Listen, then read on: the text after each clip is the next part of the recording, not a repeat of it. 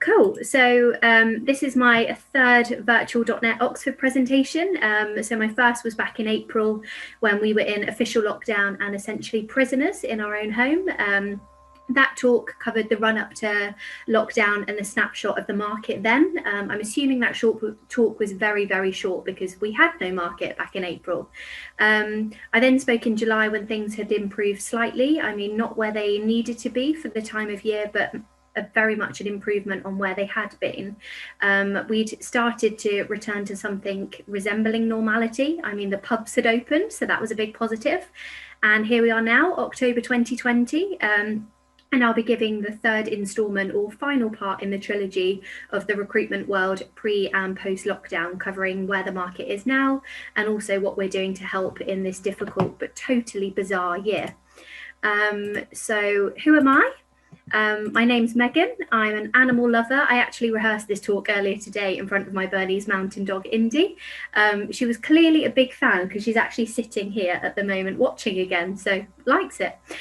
Also should pre-apologise in case she barks. She's a beautiful dog, but she has a very, very loud bark, which is utterly terrifying. So I'll scream and probably everyone else would if it happens. I'm also one of the account managers at Corriculo and a regular .NET Oxford attendee. Normally the one handing you beer, a big positive for the virtual events. If you used to be a driver, you can now have as much to drink as you would like. And also, unlike the pubs, you don't have to finish drinking by 9:59. So lots of positives here. A bit about Corriculo, as Dan said at the beginning. We provide sponsorship for the event and have been with both Dan and Matt since they started .NET Oxford. We're a local recruitment agency and our roots are within IT, but as we've grown, we've also diversified and cover a range of positions, industries and markets. As mentioned, I'm going to give a bit of an update on the market and talk about what we're doing to help. So for anyone who was here last time, feel free to run away and grab a beer because I'm just going to do a bit of a quick recap at the beginning.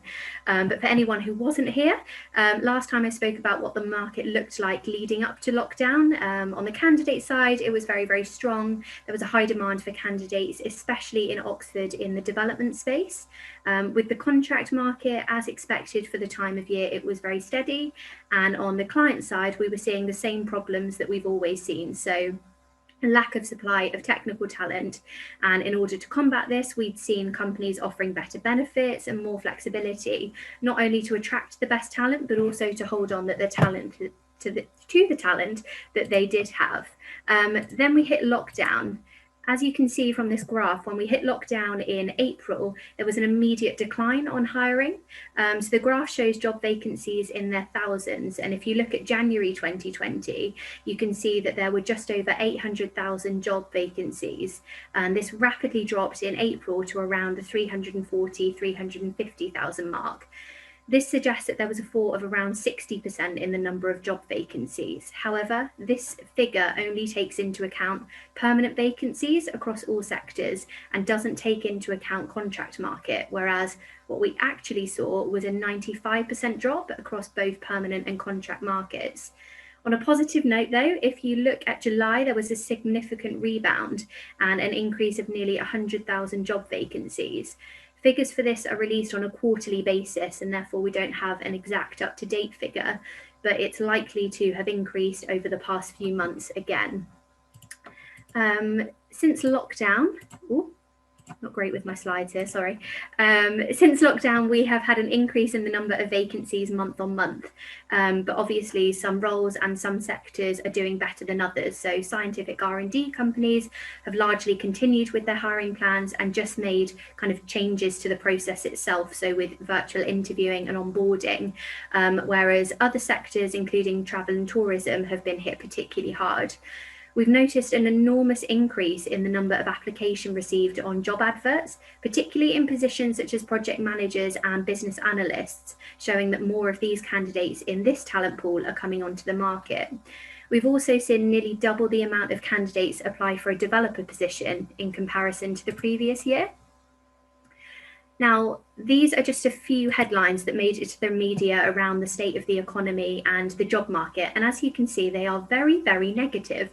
So the media would have you believe that there are millions of redundancies, and that may be the case in the wider economy. But in our economy, so Oxford and the IT sector, that's just not what we're seeing, at least not in the way that the media are portraying it.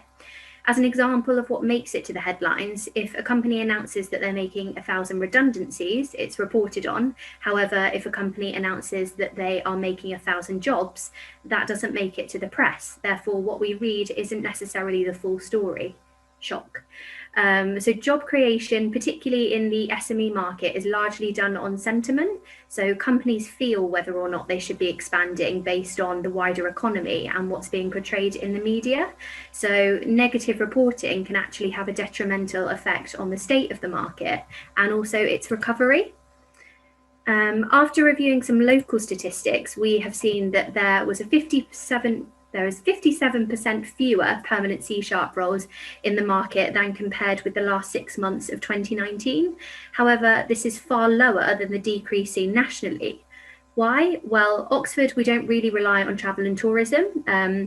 The area that we rely on is more solid, so those scientific R&D companies and the universities.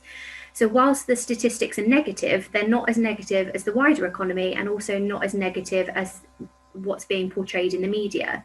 One thing we also wanted to highlight is when reviewing the statistics is the increase in salaries that are being advertised. It makes no economical sense for this to happen with the decline in supply on vacancies and also the increase in the number of applicants. That being said, the salary is only the salary being advertised and not necessarily what companies are willing to pay. And also, as there is a smaller number of vacancies, there's a smaller sample size. So the figure isn't something to be relied entirely upon. We've also been working with our client base to gather some data on their hiring plans. Now, we started this at the beginning of lockdown, hoping to kind of shed some light on what other companies were doing and what's going on in the market. You can see how the market rebounded in April. We've yet to finalise the figure in September, but it's likely to be in line with the July and August figures. And we expect October to be a similar figure, but then start to see things trailing off towards November and December, which is the normal kind of decrease that we see towards the end of the year, just in the lead up to Christmas. If we're looking at the number of C# applications, we can also see that this has increased. However, the more roles out there, the more number of applications that will be received. But that's a national figure and also doesn't take into account duplicate applications or multiple roles within agencies. So again, not wholly reliable.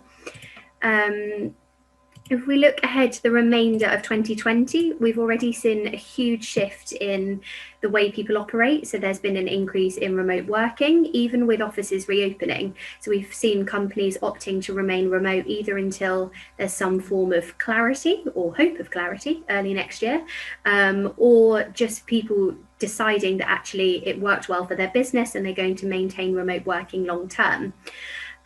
We've also seen companies still interviewing and onboarding remotely, something that was extremely rare pre-COVID. The number of roles being released will not meet that of 2019, and salaries are unlikely to change for the remainder of this year. What is uncertain to predict is the impact that Brexit is going to have on the job market, as it is still very much an unknown. But there are some positives. So Oxford seems to be its own microclimate and won't be impacted in the same way that the wider economy will be. And companies are taking advantage of the current climate and increasing their employee numbers as an increase of skilled talent makes its way into the open job market.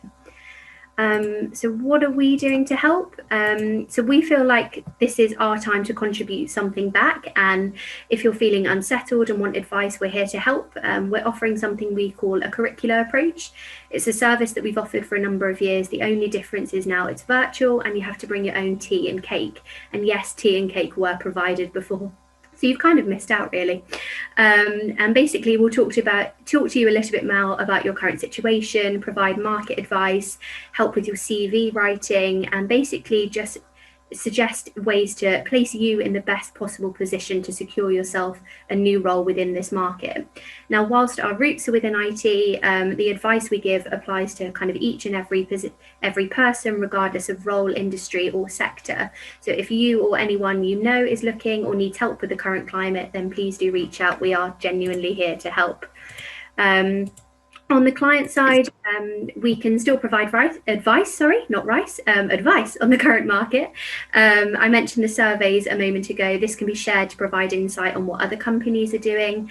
And we've also put together a redundancy pack. So this can be sent to your employees should you need it. It just provides some help and guidance. Now, if anyone would like a copy of the client or candidate surveys or any advice around anything at all, there's my details, and feel free to get in touch. Also, if you have any good film recommendations during lockdown, also get in touch. I'm open to watching anything. Thank you very much.